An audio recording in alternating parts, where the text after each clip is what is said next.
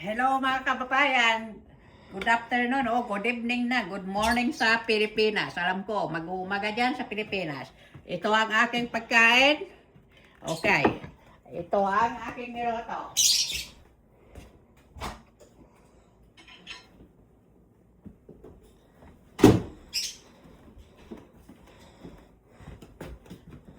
Hamburger and hot dog. Ito ang mga cheese. Kung anong cheese ang gusto. Ayan. Oh, ito. Cheese yan. Ito ang mayonnaise. Mayonnaise yan. Kung anong gustong klaseng mayonnaise. Ang ketchup. Mustard. Relish. Mayonnaise. Again. Ito ang mga ihalo sa hamburger.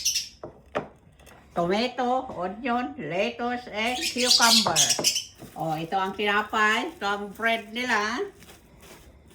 Ito ang hotdog buns nila. Oh, mga kababayan, sana nag-enjoy kayo sa aking vlog ngayon. Ito ang aming kakainin. Ako, isa lang. Ito ang aking kakainin. Walang rice yan.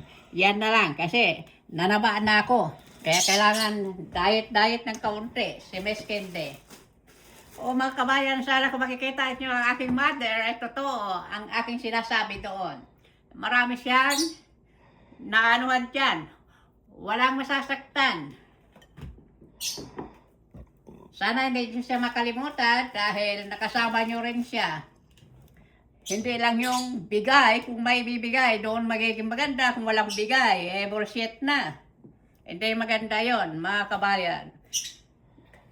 Hindi maganda ang lumalabang sa kapwa at hindi nakakakilala kung ano ang pinanggalingan at nakaraan.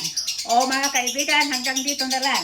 Ako'y may tatanggalin soon sa aking Facebook na kung ayaw sa akin, hindi ako mamimili.